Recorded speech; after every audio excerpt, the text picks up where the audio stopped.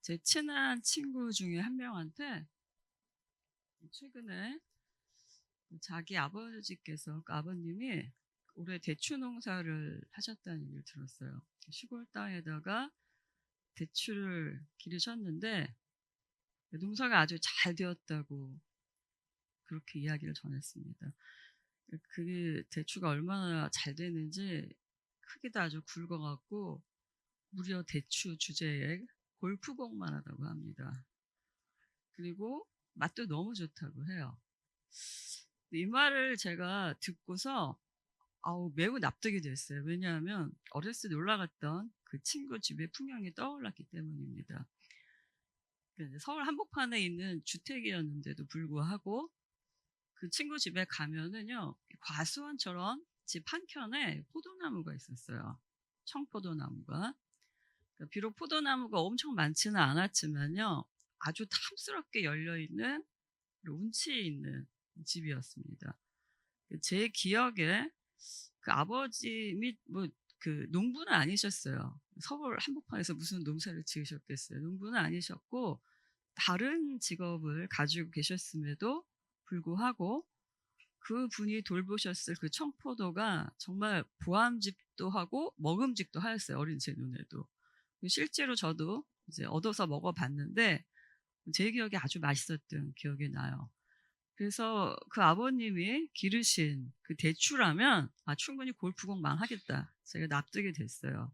그래서 얼마나 정성을 다해서 풍성한 열매를 기대하면서 그리고 탐스럽게 기르셨을까 상상이 되고 침이 꼴깍 넘어가서 저도 이제 주문을 좀 하려고 해요. 필요하신 분 있으면 말씀하세요. 그런데 오늘 성경 말씀에서도요, 이처럼 풍성한 결실을 기대하는 한 농부, 씨앗 뿌리는 사람이 등장을 합니다. 설교 본문 누가복음 8장 9절부터 제가 이제 주보에 글을 실었지만 사실은 4절부터 하나의 이야기로 이어집니다. 그러니까 많은 사람이 모였을 때 예수님께서 4절, 그러니까 8장 4절부터 8절까지 씨 뿌리는 비유를 말씀하시죠. 그리고 제자들이 이 비유의 뜻이 뭔지를 물어보니까 그 제자들을 위해서 11절부터 따로 특별히 보충학습을 해주세요. 그 비유의 뜻을 설명해 주십니다. 먼저 5절에 의하면, 그러니까 우리가 지금 주보에 있는 거는 9절부터 있지만 가능하시면 성경책을 펴서 같이 8장 4절부터 좀 보셨으면 좋겠어요. 먼저 5절에 의하면요, 예수님의 그 비유에서 한 농부, 씨 뿌리는 사람이 등장해요. 그러니까 농부가 씨를 뿌릴 때는 앞서 말씀드린 것처럼 내가 이렇게 뿌리는 그 씨가 아주 아름다운 열매를, 풍성한 열매를 맺기를 기대하지요. 그래서 대체로 통상적으로 내가 가지고 있는 땅에 아무 때나 막 씨를 뿌리는 게 아니라 비옥한 땅, 충분히 열매를 잘 맺을 수 있는 그런 땅에다가 전략적으로 정성스럽게 그 씨를 뿌립니다. 그런데 이 비유에 나오는 이 씨 뿌리는 농부는요, 그런 계산을 좀 잘 못하는 사람 같아요. 막 뿌려요, 씨를. 그래서 꼭 비옥한 땅만 아니라 가지덤불, 돌짝밭, 심지어는 사람들이 다니는 길가에조차 그가 뿌린 씨앗이 떨어집니다. 동일하게 씨를 막 뿌렸다는 거예요. 꼭 비옥한 땅에만 뿌린 것이 아니라. 그런데 씨앗은 똑같이 뿌렸지만 본문에 의하면 그 뿌려진 장소에 따라 그 결과들은 다르게 나타나요. 도대체 이게 무슨 씨가 도대체 뭔지 본문에 나와요. 11절에서 예수님이 직접 설명해 주십니다. 바로 하나님의 말씀을 씨로 비유했습니다. 또한 씨 뿌리는 자는 도대체 누구냐? 마가복음 4장 14절에 의하면 말씀을 전하는 사람이에요. 그리고 마태복음 13장 37절에 의하면 당시의 본문 상황에서는 말씀을 전하는 자, 즉 예수님 자신입니다. 그렇다면 다시 본문으로 들어가서 이 떨어진 씨앗들의 운명은 어떻게 되는지 한번 살펴보고자 합니다. 먼저 길가에 뿌려진 씨앗의 경우요. 사실 이 비유는 여러분들이 설교에서 많이 들었던 그런 익숙한 본문일 것입니다. 5절에 의하면요, 길가에 떨어진 씨는요, 발에 밟히고 하늘의 새들이 와서 쭈아 먹어버립니다. 그리고 그것을 설명한 11절에 의하면 이것은 하나님 말씀을 듣기는 했지만요, 그 뒤에 악마가 와서 무리 악마가 와서 그 말씀을 빼앗아 간 경우를 비유한 것입니다. 12절 본문의 12절에서 같은 절에서 악마가 그 말씀을 들은 자에게서 말씀을 빼앗아 간 곳, 즉 말씀을 뺏긴 출처가 나옵니다. 바로 들은 사람의 마음입니다. 그러니까 우리가 믿는다는 것은 귀로 듣는 것 이상이라는 것을 알 수 있죠. 1차적으로는 마음으로 그 말씀을 받아들이고 수용한다는 것이 믿음의 첫 출발점입니다. 악마가 이 말씀을요, 그 사람의 마음에서 빼앗아간 이유 또는 결과가 계속해서 12절에서 이어집니다. 바로 그 사람에게서 말씀을 빼앗아서 무엇을 하고자 하냐면 악마는 하나님을 믿지 못하게 만들려고 합니다. 그래서 그 사람이 구원을 얻지 못하고 그냥 죽어버리게 만들려는 것이 목적입니다. 그러니까 씨앗을 뺏기는 것이 그렇게 대수롭지 않은 일이 절대로 아니라는 것이죠. 말씀을 들었을 때 그 말씀을 간직하지 않는 것이 얼마나 비참한 운명으로 이어지는지를 보여줍니다. 그래서 그렇게 냉랭한 마음으로 말씀을 튕겨져 나가고 받아들이지 않는, 즉 사실은 악마한테 뺏긴 그 사람의 운명은 결국 다른 것들에게 잡아먹혀지고 짓밟혀지고 구원을 받지 못하게 되는 것이죠. 두 번째 씨가 떨어진 장소가 나옵니다. 6절에 의하면 돌짝밭이에요. 개역개정에 의하면 바위 위라고 표현되어 있습니다. 그러니까 돌 위에서 식물이 잘 될 리가 없지요. 그런데 본문에 의하면 비록 돌 위에 떨어졌는데 이 씨는요 아주 기특하게도 어떻게 했는지 하여튼 죽지는 않아요. 바로. 그리고 무려 심지어 싹까지 튀어요. 그런데 6절에 의하면 싹이 돋아났어요. 그럼에도 불구하고 곧 물기가 없어서 결국은 말라 죽어버립니다. 식물에게는 그 식물이 자라날 충분한 물기와 영양분을 가진 깊이 있는 토양이 필요합니다. 좋은 흙이 필요하다는 거죠. 그런데 떨어진 것이 바위입니다. 즉 돌짝밭입니다. 흙이 어떻게 만들어지냐면 여러분 지리 시간 다 배웠을 거예요. 암석이 오랜 시간 동안 풍화 작용을 하면 쪼개지고 갈라지고 그렇게 분쇄가 돼서 흙이 됩니다. 그러니까 돌짝밭에 떨어졌으니까 아직 흙이 없다는 거죠. 아주 얕은 흙만 있다는 거예요. 그러니까 이 위에 떨어진 씨는요. 자신이 충분히 살아갈 이 토양, 즉 흙을 가지지 못한 상태이기 때문에 싹은 어찌어찌 돋았지만 곧 말라 죽게 돼버리고 만 것입니다. 13절에 의하면 그래도 이 씨앗들이 대견하게도 비록 바위, 돌짝밭 위에 떨어졌지만 그래도 싹을 틔운 것을 이렇게 표현하죠. 잠시 동안은 그래도 말씀을 받아들인 것으로 표현합니다. 길가에 떨어진 씨앗 같은 사람들을 설명한 12절에서는요. 길가 같은 그들의 마음에 말씀이 떨어졌을 때 그들이 말씀을 들었다라는 표현만 있지 그 말씀을 받아들였다라는 표현은 없어요. 듣기만 했어요. 그런데 이 사람들은 그래도 받아들인 사람들이에요. 13절에 의하면 이들은 하나님의 말씀을 들을 때 반발하지도 않아요. 거부하지도 않아요. 또는 같이 중립적으로 아무런 반응도 하지 않고 이렇게 있는 것도 아니에요. 무려 하나님 말씀을 기쁘게 받아들였다라고 표현되어 있습니다. 그럼 너무 잘한 거 아니에요? 하나님 말씀을 기쁘게 받아들였으면. 뭐 더 이상 뭘 어떻게 하라는 거죠? 이거 완벽한 반응 아닙니까? 하나님 말씀을 기쁨으로 받아들였으면. 그런데 우리의 평가와 다르게 이들도 결과적으로는 길가에 떨어진 씨앗과 동일한 운명입니다. 열매를 맺지 못하는 것에서는 동일한 운명입니다. 13절에서 이들에 대해 좀 더 부연 설명을 합니다. 그들은 잠시 동안에는 믿지만요. 그 믿음에는 뿌리가 없다고 표현되어 있습니다. 뿌리란 번성하게 하고 견디게 하는 힘이지요. 인내하고 지탱하게 하는 힘입니다. 성경 본문은 이들이 뿌리, 즉 견디고 인내하는 힘이 없기 때문에 결국에 시련의 때가 오면 믿음에서, 즉 하나님에게서 떨어져 나간다라고 표현을 했습니다.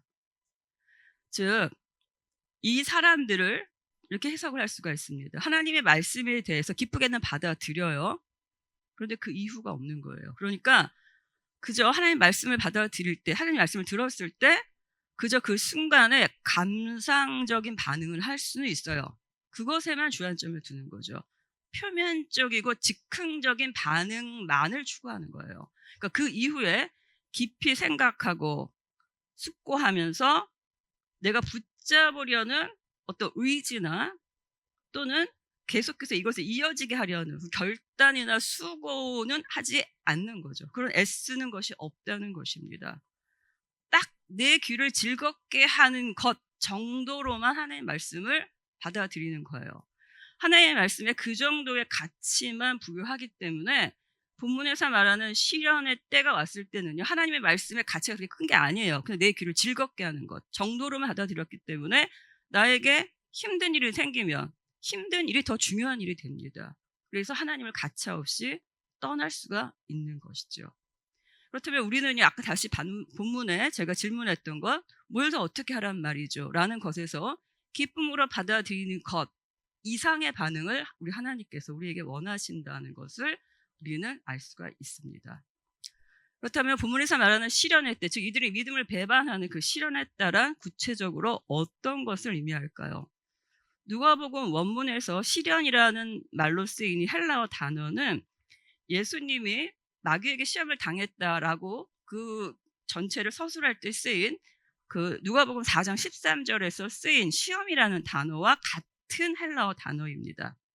8장 13절에서 쓰인 시련이라는 단어와 4장 13절에서 시험이라고 번역된 단어 같은 단어라는 거예요. 즉 시련에 따라 우리가 그리스도인으로 살아가는 것을 시험하는 여러 가지 압박들, 각종 위기의 때, 그런 시험의 때를 의미합니다.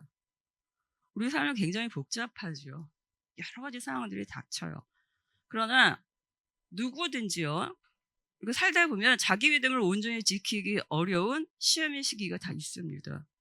삶의 압력과 위기와 어려운 시기가요, 뭐 믿음이 작든지 크든지 각 사람에 따라서 그 수준에 따라서 다 있어요. 믿음이 좋은 사람은 그 시련에 따가 없는 게 아닙니다. 다 있어요. 어떤 모양으로든지 존재하고 언제든지 다가옵니다.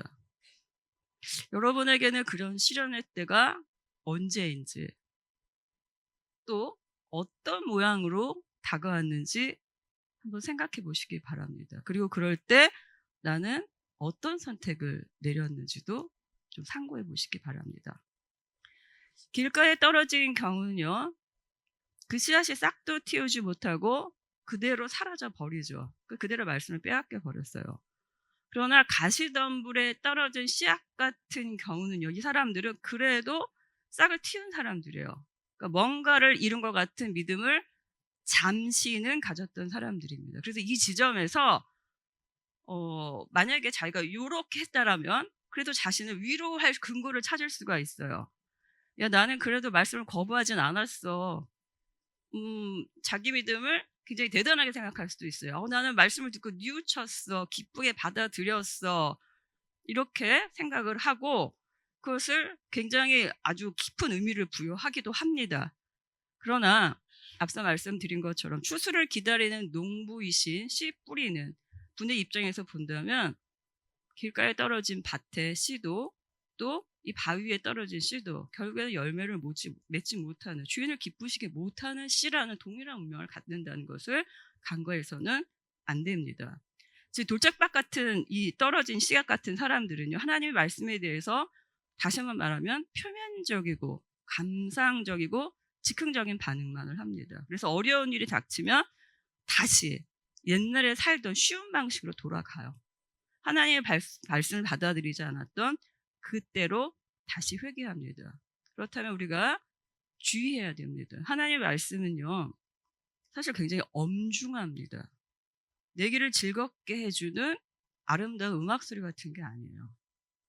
듣고 즐기는 것, 감상하는 것으로 끝나는 것이 절대로 아니라는 것을 명심해야 됩니다. 그리고 성령님의 도우심을 구하면서 이 말씀이란 삶에서 다시 되새기고 적용하고 지키려고 애써야 되는 생명입니다. 살고 죽는 힘이에요. 이거를 노랫소리로 들어서는 자기가 그 죽는 일입니다. 그것을 깨달으시기 바랍니다. 저도 마찬가지고요. 그래서 우리가 이렇게 이런 것들이, 즉 나이가 말씀을 대하는 이런 태도가 어쩌면 하나님 앞에서 내가 믿음이 자라는 것을 방해하는 것이라는 것을 깨닫는다면 계속해서 이것에 대해서 성령님의, 주님의 도우심을 구하며 이 말씀을 생명으로 받아들이려는 이런 계속한 몸부림, 어쩌면 울부짖음 같은 거죠. 이런 것들이 우리한테 필요해요. 그래서 정말로 이런 시련의 때가 닥쳤을 때 내가 하나님 말씀을 가벼이 여기지 아니하고 그것을 버리지 아니하고 주님을 선택할 수 있는 그런 힘과 믿음의 근력이 생기시기를 축원합니다. 세 번째는 말씀이요, 가시덤불에 떨어진 경우입니다. 즉 7절에 의하면 씨앗이 가시덤불에 떨어졌을 때 7절 본문을 같이 자세히 보면 가시덤불이 함께 자라나서라는 표현이 나옵니다. 그러니까 씨앗이 떨어졌는데 가시덤불이 함께 자라났다라는 표현이 나와요. 즉 가시덤불과 함께이긴 하지만 그 씨앗이 자라났다라는 거예요. 그러니까 길가처럼 처음부터 없어진 것도 아니고 돌짝밭처럼 싹만 틔우다가 말라 죽은 것도 아니고 어느 정도는 컸다는 거예요. 어느 정도는 성장했다라는 겁니다. 그러나 그 씨앗의 운명도 마지막은요, 하나님의 말씀을 듣고도 그 믿음이 더 자라날 그 기운이 가시덤불에 막혀버리고 성장을 멈추어 버립니다. 14절에서 이 가시덤불, 즉 우리의 믿음의 성장, 말씀을 듣고 계속해서 주님께 더 반응하고자 하는 이 성장의 욕구를 저해하는 가시덤불의 현실적인 예가 나와요. 근심과 재물과 인생의 향락입니다. 인생의라는 그 말은요, 향락만이 아니라 인생의 근심, 인생의 재물, 인생의 향락, 이 세 가지에 다 걸리는 그 형용어급입니다. 먼저 삶에 대한 근심과 염려가 나오죠. 우리가 어떻게 삶에 대한 근심과 염려가 없을 수가 있겠어요? 다 있어요. 그런데 본문을 자세히 봐요. 그럼 본문은요, 믿는 사람들, 즉 말씀을 들은 자들에게는 근심과 염려가 없다 이렇게 표현하지 않았어요. 본문에서 말하고 있는 건 근심과 재물과 인생의 향락에 사로잡혀서라는 표현이 나옵니다. 개역개정에서는 기운이 막혀서라고 표현되어 있어요. 즉 우리는요, 삶에 대한 근심과 염려가 있어요. 없을 수 없습니다. 그러나 이것에 사로잡히지 않아야 된다는 말씀을 하고 있는 것이지, 근심이 없다, 근심을 도외시하라, 없는 것처럼 하라 이렇게 말하지는 않고 있다는 것입니다. 그렇다면 근심이 있는데, 당연하게 존재하고 있는 근심이 있는데 이 근심을 어떻게 하면 우리가 사로잡히지 않고 컨트롤하며 살 수 있을까? 이제 이런 질문이 생기죠. 성경의 많은 본문들에서는 근심과 염려를 맡아주시는 우리 하나님의 은혜와 능력이 나옵니다. 친밀함이 나옵니다. 또 그렇게 하라는 권고와 또 명령도 나와요. 예를 들어서 빌립보서 4장 6절에서 7절에 의하면 이렇게 말씀하시죠. 아무것도 염려하지 말고 그 다음 얘기가 나와요. 오직 모든 일에 기도와 간구로 너희가 구할 것을 감사함으로 하나님께 아뢰라. 그럼 결과가 나옵니다. 근심했는데 평강으로 바뀌어요. 그리하면 모든 지각에 뛰어나신 하나님의 평강이 그리스도 예수 안에서, 마귀가, 사단이 내 마음을 뺏어가려고 하는데 내가 하나님 앞에 그렇게 기도하고 구하고 간구하면 하나님의 평강이요, 그 빌립보서 4장 7절에 하면 그리스도 예수 안에서 너희의 마음과 생각을 지키신다고 말씀하셨어요. 빼앗아가지 않도록. 그럼 정신적인 만족만 주고 끝나시는 건가? 그건 아니에요. 현실적인 문제도 해결해 주십니다. 따라서 믿는 자에게 삶의 근심은요, 없는 것도 아니고 없는 채 하는 것도 아니에요. 그런다고 어디 속아 넘어지던가요? 우리가 없는 척하고 살아도 괴롭긴 마찬가지잖아요.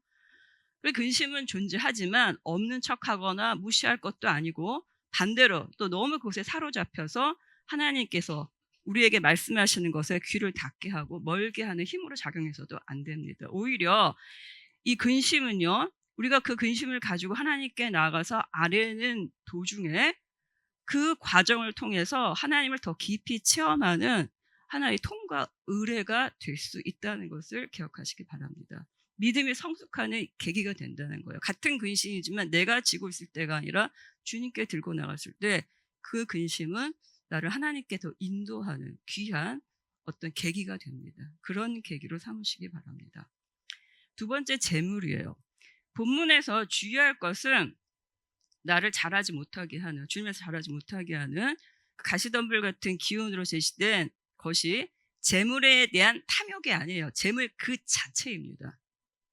돈은 보통 우리가 가치 중립적이라고 생각하잖아요. 걔가 뭐 악하고 좋은 게 있어? 그냥 돈을 어떻게 쓰느냐의 문제, 이렇게 생각을 하는데 성경 본문에서는 그렇게 말하지 않아요. 뭐라고 얘기를 하냐면 재물에 대한 탐욕이 너를 사로잡아가 아니라 재물이 너를 사로잡아요. 그러니까 재물이 갖고 있는 힘이 있다라는 거예요. 그런데 즉 우리 영적 성장을 막는 힘이 있다라는 거예요. 예를 들어서 재물이 많아지면은요, 사람들은 당연하게 이 재물의 힘을 느끼게 돼요. 재물이 많아지면 어떻게 되나요? 삶의 많은 문제와 위협으로부터 보호받습니다. 사실이에요. 어디 가나 무시받던 내가 대접도 받아요. 뭐 비싼 명품 샵에 갔다 나를 얼마나 공주니 취급을 해주겠습니까? 어디서 받아보지 못한 취급을 하고, 그렇게 돈이 가진 힘이 있단 말이에요. 그러니까 우리가 그 힘 앞에서 마음이 놓여요. 나를 보호해줄 강력한 힘이 생겼으니까. 자, 그 다음에 문제예요. 그러다 보면 이 재물이 가진 힘으로 인해서 내가 그렇게까지 하나님이 절실해지지 않게 됩니다. 나를 지킬 내 눈에 앞에 보이는, 당장 사람들이 굴복하는 강력한 보호 수단이 생겼으니까 말이죠. 이제 그런데 그러다 보면 점점 이제 더 이상 나는 하나님을 찾을 이유가 없어져요. 그냥 당위적 접근만 하는 거예요. 아예 그게 맞다 하니까. 근데 당위적 접근은 한계가 있습니다. 필요해서 찾아가는 거고, 그냥 그러니까 하고 찾아가는 거는 그게 옳으니까, 이건 한계가 있다는 거죠. 내가 하나님이 아니라 돈이 주는 힘을 맛보기 시작을 하면 하나님이 나를 보호해 주신다 보다 당장 결과가 나오는 돈이 더 눈에 들어오게 될 수밖에 없다는 거죠. 그런데 이것은 사실 우리를 파멸시키는 어리석고 위험한 것들입니다. 그렇다고 돈 없이 가난하게 살라는 말씀은 아니에요. 그러나 재물이 가진 힘을 분명히 인식해야 됩니다. 재물의 주인은 다른 분이 아니라 하나님이세요. 그분이 우리에게 재물을 주시기도 하시고 걷어가시기도 하세요. 그분이 재물을 걷어가시면 그 재물이 주는 힘도 없어지는 겁니다. 그러니까 재물의 힘의 주인은 하나님이신 거죠. 우리가 이거를 헷갈리면 안 된다는 것이죠. 또 우리가 재물이 가진 힘 때문에 그것을 보호수단으로 삼아서 하나님이 필요하지 않는 것처럼 느낀다. 이거 굉장히 어리석은 생각인 게, 인간이 감히 하나님의 자리에 돈을 놓고 하나님을 필요로 하지 않을 수 있다, 이렇게 해서 하나님이 우리한테 필요로 하지 않을 수 있는 시간이라는 거 인생에서 절대로 없습니다. 그런 때는 없어요. 모든 인생은 항상 하나님이 필요한 것이지 하나님이 없이 우리가 살 수 있다, 이런 시기는 인간에게는 있을 수가 없다라는 거죠. 본인이 그것을 자각하던 자각하지 않단 말입니다. 세 번째가 나오죠. 인생의 향락이 나와요. 즉 삶의 즐거움과 쾌락을 좇는 것, 또 우리의 마음을 둔하게 만듭니다. 가난하게 살라는 말이 아닌 것처럼 금욕주의자로 살라는 말은 아니지만, 세상에는요, 구태여 내가 수고하지 않아도, 아주 애쓰지 않아도 아주 가볍고 쉽게 얻을 수 있는 재밌는 일이 너무너무 많다라는 것에 성도는 주의해야 됩니다. 왜냐하면요, 이 즐거움에 사로잡혀 버리면, 즉 기운이 막혀 버리면 가볍고 즐겁게 얻을 수 있는 그 즐거움을 추구하느라 정말로 귀한 것들, 애써서 노력하며 수고하고 얻어야 되는 그 귀한 것들을 찾고 구하는 시간과 에너지와 열정을 다 빼앗겨 버리기 때문입니다. 이미 거기에 마음이 다 팔려서 이렇게 하나님을 찾을 그 시간 투자도 안 돼요. 에너지 투자도 안 되고 생각할 에너지도 그쪽으로 전환이 안 된다는 거죠. 그러면 점점 하나님을 향한 사랑과 수고, 또 하나님을 향해 걷는 믿음의 여정들 같은 가치들은 굉장히 폄하가 되기 쉽고 굉장히 거추장스럽고 무겁고 비효율적으로 느껴져요. 시간 대비 얻는 건 별로 없는 것처럼. 그리고 따분하게 느껴집니다.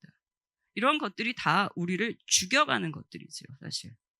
즉 삶에 대한 근심이나 재물이나 인생이 향락에 사로잡힌다라는 것은 이런 거예요. 내 자신이요 그저 현재의 실존, 이 땅에서 내가 살아감, 여기에만 꽁꽁 묶여있는 상태가 된다는 것을 의미합니다. 이것들은 우리에게 마치 눈에 보이는 이 세상에 우리가 진정으로 구현해내고 살아가야 될 세상의 전부라고 우리를 속입니다. 그렇게 우리를 유혹해요. 그래서 이 땅에서 행복하고 즐겁고 편안하게 사는 이 삶에 집중하게 만들고 그것에 최우선의 가치를 부여하게 만듭니다. 그래서 가시덤불에 떨어진 씨앗 같은 사람들은 이런 사람들이요. 결국 어느 정도 성장하다가 어느 지점이 오면 적당히 세상과 타협하는 것이지요. 굴복하는 사람들입니다. 더 이상 애써서 뭔가를 할 생각을 하지 않고 스스로 성장을 멈추어 버리고 씨를 뿌리신 그 주인의 기대를 저버리고 열매 맺지 않는 걸 사실 선택해 버린 사람들이기도 하다는 것입니다.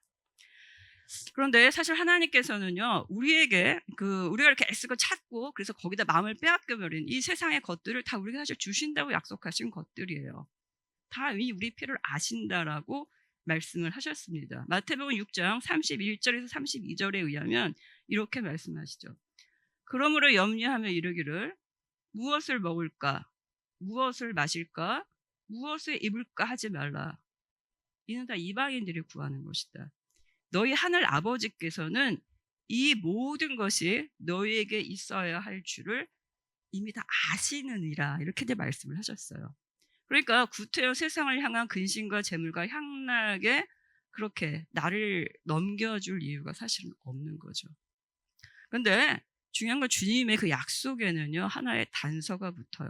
그러니까 주님은 우리에게 이 땅에 살아갈 것만이 아니라 그 세상에 약속하고 보장하는 거 이상의 것도 주시죠. 뭐냐면 영원한 생명, 이 땅 이후의 삶, 그 세상을 살아가면서 우리가 물질로 얻을 수 없는 그 정신적 가치 다 주신단 말이에요. 우리한테 더 풍요로운 걸 주시는데 단서가 하나 있어요. 뭐라고 말씀하시면 마태복음 6장 33절에서 너희는 먼저 그의 나라와 그의 의를 구하여라.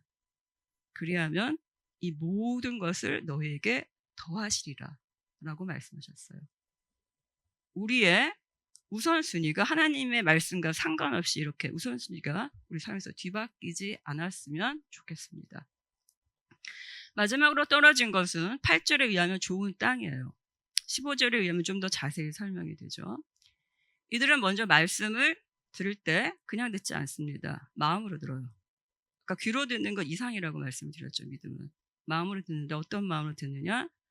바르고 좋은 마음으로 들어요. 경청하려는 마음, 수용하려는 마음, 주님을 향해 사모하는 마음, 내가 잘 모르면 궁금하고 호기심을 가진 마음으로 어떻게 해서든지 그 말씀을 잘 좀 들어보려고 합니다. 그리고 듣는 것으로 그치지 않아요. 그 다음에 행동들이 나옵니다. 제가 아까 돌짝밭에 떨어진 자들은 기쁨으로 봤지만 그 다음에 행동들이 없었죠. 그런데 이들은 굳게 간직해요. 그리고 어떤 상황 속에서 빼앗기지 않으려고, 그 기운이 막히지 않으려고 무척 노력합니다. 애씁니다. 그렇게 간직하며 견디다 보면은요, 이들의 최후가 나옵니다. 무려 100배나 되는 풍성한 열매를 맺습니다. 당시에 통상적으로 농부가 기대하는 수확량이 한 7배에서 10배라고 해요. 그렇다면 100배는 거의 천문학적인 수확량이죠. 놀라운 결실을, 계산이 불가능한 인간으로서 그러한 결실을 맺게 해주신다고 말씀하셨습니다. 씨를 뿌린 농부는 아까 막 낭비하며 씨를 뿌렸어요. 그런데 이 100배의 결실을 맺은 이 땅을 보면서 굉장히 기뻐하셨을 것 같아요. 주님이 기뻐하시는 그런 땅 참 멋있다고 저는 생각을 합니다. 다시 돌아가서 씨 뿌리는 분의 심정을 다시 한번 생각해 본다면 아까 말씀드린 것처럼 씨 뿌리는 자, 즉 주님은 많은 씨를 비효율적으로 낭비하듯이 보여요.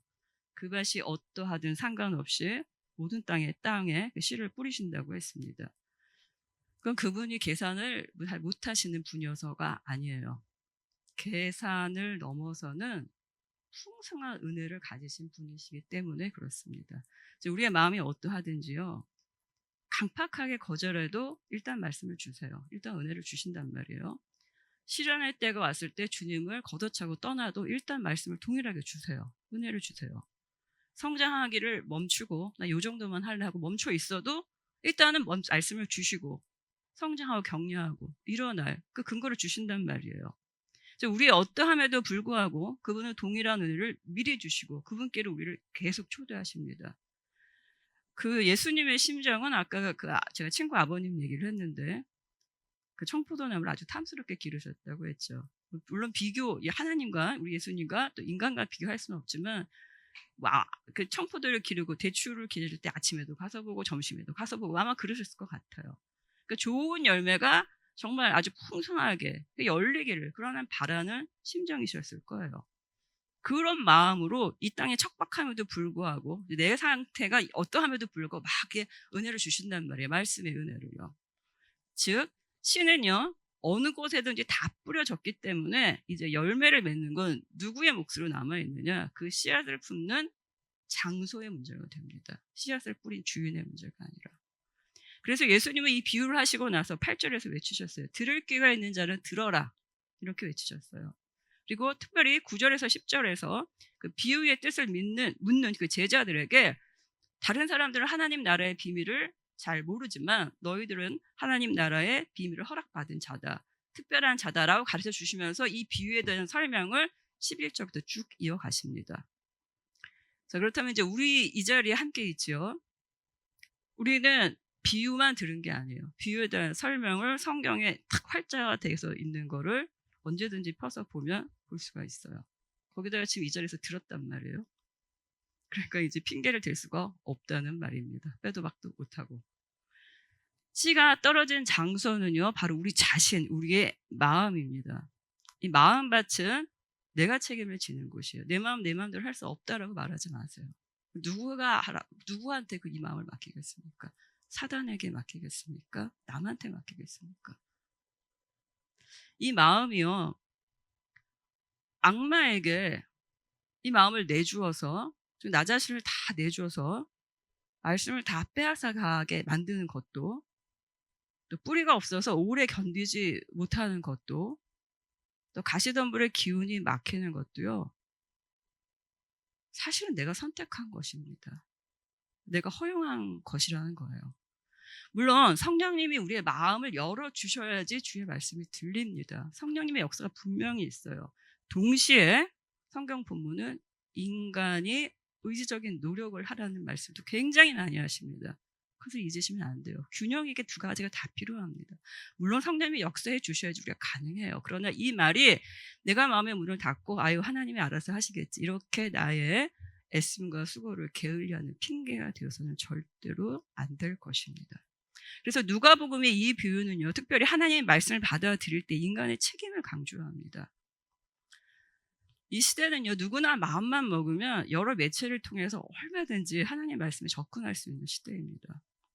뭐 핍박도 없어요. 종교의 자유가 보장되기 때문에 얼마든지 예배에, 교회에 왔다 갔다 할 수 있습니다.